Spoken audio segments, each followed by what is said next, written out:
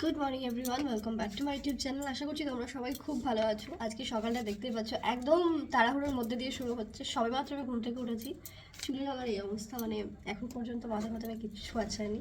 ও আসলো, ও আসার পর আমি মুখ ধুয়েছি। আমি ওকে 8টায় আসতে বলেছিলাম, আমি বললাম আমার মেকআপের কাজ আছে, মেকআপের ক্লাস আছে, তো তাড়াতাড়ি চলে আসিস। 9টার সময় এসছে, এখন মোটামুটি 9টা 10 15 বেজে গেল। শুধু ফেসটুকু আমি ওর করে দেবো, কারণ খুব তাড়া আছে, ওরও আছে আমারও আছে, ওর থেকে বেশি আমার তাড়া।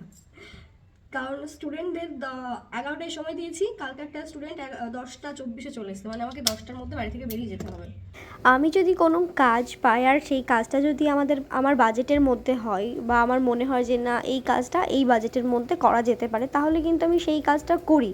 তা বলে একেবারেই নয় যে আমি খুব কম বাজেটে কাজ করি, কিন্তু যে কাজটা মন থেকে করব, ভালোবেসে করব, সেই কাজটা করার পর যদি কিছু না হয় তাহলে মনটা সত্যিই খারাপ হয়ে যায়। আজকে আমার ঠিক সেই রকমই হয়েছিল। আমি ভাবিনি সকাল সকাল আমার এরকম ভাবে মনটা খারাপ হয়ে যাবে। সব সময় না সব কিছু ভালো লাগে না। আমার হাতে একদম টাইম নেই, একদম টাইম কম। মোটামুটি আধা ঘন্টা আমি টাইম নিয়ে আমি মেকআপটা করেছি, আধা ঘন্টা 1.5 ঘন্টা। আমার এত কাজ পড়ে আছে, কাজ ফেলে রেখে আমি মানে আমার এই কাজটা করলাম। এবার সেটার ভ্যালু যদি কেউ না দেয় না, সিরিয়াসলি খুব খারাপ লাগে। আমি সিরিয়াসলি কখনো ফ্রিতে কাজ করাই না, আর আমি এটা অন ক্যামেরা বলছি, আমি ফ্রিতে কাজ কখনো করবো না, কারণ ফ্রি এর কাজ কখনো কেউ ভ্যালু দেয় না। সো আমার প্রাপ্য পারিশ্রমিকটা না দিক, প্রোডাক্ট যেটা আমি ইউজ করেছি সেইটা তো দেবে আমাকে।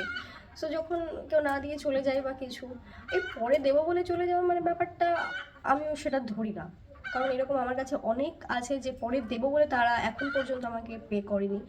আমি এখন পর্যন্ত তাদের কাছে টাকা পাই, চেয়ে আমি মানে কি বলবো, আমার নিজের উপর লজ্জা চলে এসছে, আমি তাদের কাছ থেকে টাকা চাই না। বাট আমার এখন অনেক কাজ পড়ে আছে। মাছ নিলাম, লিওর জন্য মাছ কাটাকুটি করে রান্না করতে হবে। আমার হাতে সময় এখন জাস্ট 15 মিনিট, না সরি 10 মিনিট। মানে ভাবতে হচ্ছে আমি কী করে করবো। সকালবেলা সিরিয়াসলি আমার মনটা খারাপ হয়ে গেল যে আমি আমার পারিশ্রমিকটা যদি না পাই, আমি আমার কাজের ইটা যদি না পাই। সিরিয়াসলি এত তাড়াহুড়ো করে করলাম, আমি এখনো কিচ্ছু করিনি, জাস্ট আমি ব্রাশটা করেছি। সত্যি মনটা খারাপ হয়ে গেল। হাতে যেহেতু খুব কম সময় ছিল, মানে 10 মিনিট, সত্যিই 10 মিনিট ছিল, এই 10 মিনিটে আমি রেডি হয়ে ডোমকল চলে এসেছিলাম। তো এসে আমি রুমটা খুলে দিয়েছিলাম, কারণ স্টুডেন্টরা এসে বাইরে দাঁড়িয়ে থাকা ব্যাপারটা খারাপ দেখায়। তো রুমটা খুলে দিয়ে আমি চলে এসেছিলাম খেতে। ফাইনালি আমি আমার জায়গায় চলে এসেছি, হ্যাঁ, যেখানে আমি আমার মেকআপের ক্লাস করাচ্ছি সেই জায়গাতে একটা রুম নিয়েছি ভাড়া। তো সেখানে আপাতত মেকআপের ক্লাস চলছে, কাল থেকে শুরু হয়েছে। কালকে ফার্স্ট ডে ছিল, আজকে হচ্ছে সেকেন্ড ডে। কালকে ফার্স্ট দিনের এক্সপিরিয়েন্সটা আমি তোমাদের সাথে একটু শেয়ার করি। অ্যাকচুয়ালি কালকে আমার জীবনে আমার দিনটা এমন একটা দিন ছিল, এমন একটা স্পেশাল। তো আওয়াজ হচ্ছে না, হ্যাঁ। তো কালকে আমার প্রথম দিনের ক্লাসের এক্সপিরিয়েন্স কেমন ছিল তোমাদের সাথে শেয়ার করি। তো কালকে আমার কাছে এমন একটা দিন ছিল, মানে কালকে আমি প্রথমে বলি যে এত পরিমাণে যে আমি কথা বলতে পারি, বা কালকে যে আমি এত পরিমাণে কথা বলেছি জাস্ট ধারণার বাইরে। অ্যাজ এ টিচার আমাকে কথা বলতেই হবে, কথা না বললে আমি ওদেরকে বোঝাতে পারবো না, আর বোঝানোর জন্য আমাকে প্রচুর পরিমাণে কথা বলতে হবে। সো কালকে যে আমি এত পরিমাণে কথা বলেছি, আমি 28 বছরে কখনো কোনো দিন বলিনি। 10টা থেকে 4টে 3:30 পর্যন্ত আমার মেকআপের ক্লাস করেছি আমি, কনস্ট্যান্ট বকে গেছি। তারপরে আবার কালকে দু তিনজন ফোন করেছিল, তারা মানে মাঝে মধ্যে ফোন করে, অনেকদিন পর পর ফোন করে। এবার তাদেরকে আমি বলতেও পারছি না যে না ফোন রাখো, তাদের সাথেও কনস্ট্যান্ট আমি বকেছি। আর কালকে এত ভালো মন ছিল আমার, এত ভালো ছিলাম আমি, যে যাদের সাথে আমি কথা বলেছি তারা বলবে কি আমি মানে বেশি করে বলেছি যে না আজকে আমার মেকআপের ক্লাস ছিল, এই হয়েছে, আমি বক বক করেছি। তো কালকে বক বক করতে করতে গলা আমার সিরিয়াসলি সন্ধ্যাবেলায় জ্বালা জ্বালা করছিল, কারণ আমি এত পরিমাণে কথা বলেছি।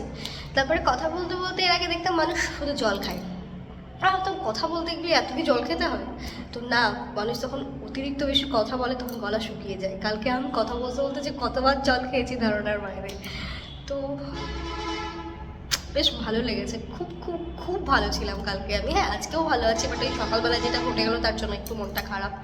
বাট এমনি সত্যি ভীষণ ভালো আছি। স্টুডেন্টরা চলে এসেছে, আমি ক্লাসও শুরু করে দিয়েছি। তো আজকে একটা নতুন স্টুডেন্ট আসছে, অ্যাকচুয়ালি কালকে আসার কথা ছিল, বাট কালকে ওর কিছু একটা প্রবলেম ছিল বলে ফার্স্ট ক্লাস জয়েন করতে পারিনি। তো সেকেন্ড ডে থেকেও জয়েন করছে। তো ওকে আমি নিচে আনতে যাচ্ছি, যেহেতু 3তলার ওপরে চিনতে পারবে না।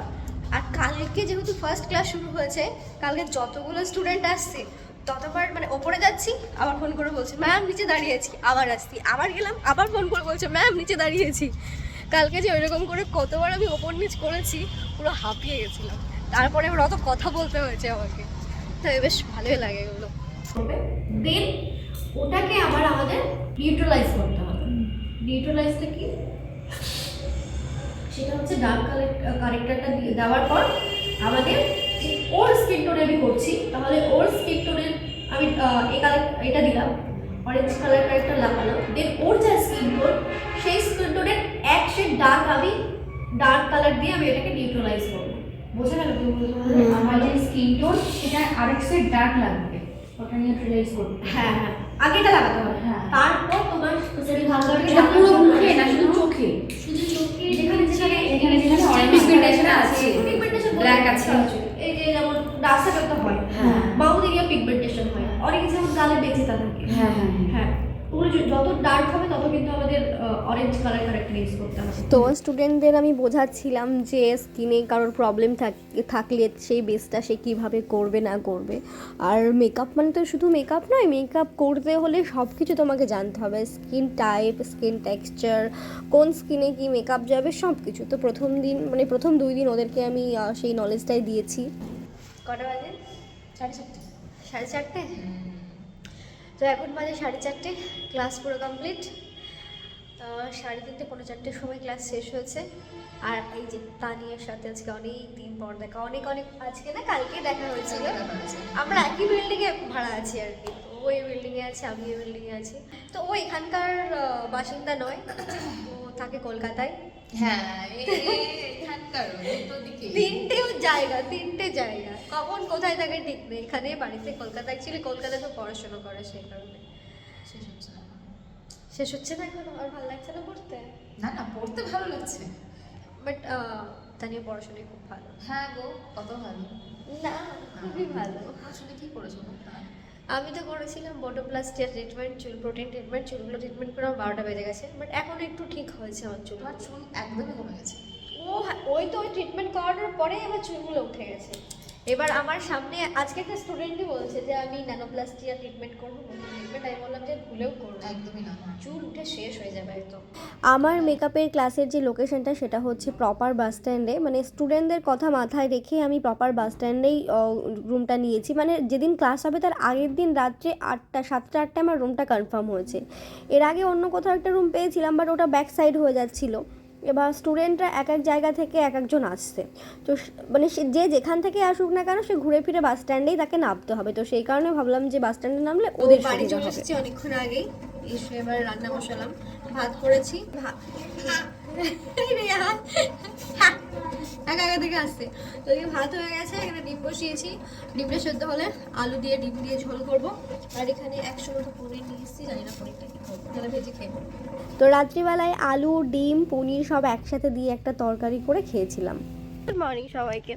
তো কালকে তো ভিডিওটা শেষ করা হয়নি, তাই ভাবলাম যে আজকে একটু কন্টিনিউ করি। তো আজকে আমি সকাল সকাল বেরিয়ে গেছি। এই যে এই কুকুরটা আমাদের বাড়ির গেটের সামনে বসে থাকে, কয়েকদিন মা নেই, তার জন্য ওর খাওয়ার প্রচণ্ড অসুবিধা হচ্ছে। উলু বেরিয়ে যাচ্ছি। কিছুদিন আগে এসেছিলাম ডোমকলে। তো তোমরা তো জেনেই গেছো যে আমার নতুন মেকআপের ক্লাস আমি শুরু করেছি। তো সপ্তাহে 2 দিন করে আমি ক্লাস রেখেছি। কাজের সোর্সে যেহেতু আমাকে আসতেই হয়, তো সেই কারণে আমি সপ্তাহে 2 দিন করে ক্লাসটা রেখেছি। পরপর 2 দিন রেখেছি, ক্লাস করে আমার চলে যাওয়া যাবে। তো এইভাবেই চলছে এখন জীবন। তো আজকে আমি সরাসরি উলুবেড়িয়া যাব না, আজকে আমি যাব কৃষ্ণনগর। আগে কৃষ্ণনগরে 1 ঘন্টাখানেকের মতো কাজ আছে, ওখানে কাজ ছেড়ে তারপর আমি উলুবেড়িয়া যাব।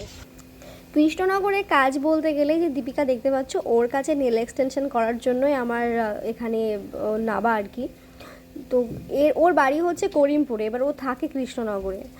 তো আমাদের সময়ই হচ্ছিল না, মানে ওর বাড়ি, আমার বাড়ি, ওর থাকার জায়গা, আমার শ্বশুর বাড়ি, সব কিছু মিলিয়ে মানে অনেকটা ডিস্টেন্স।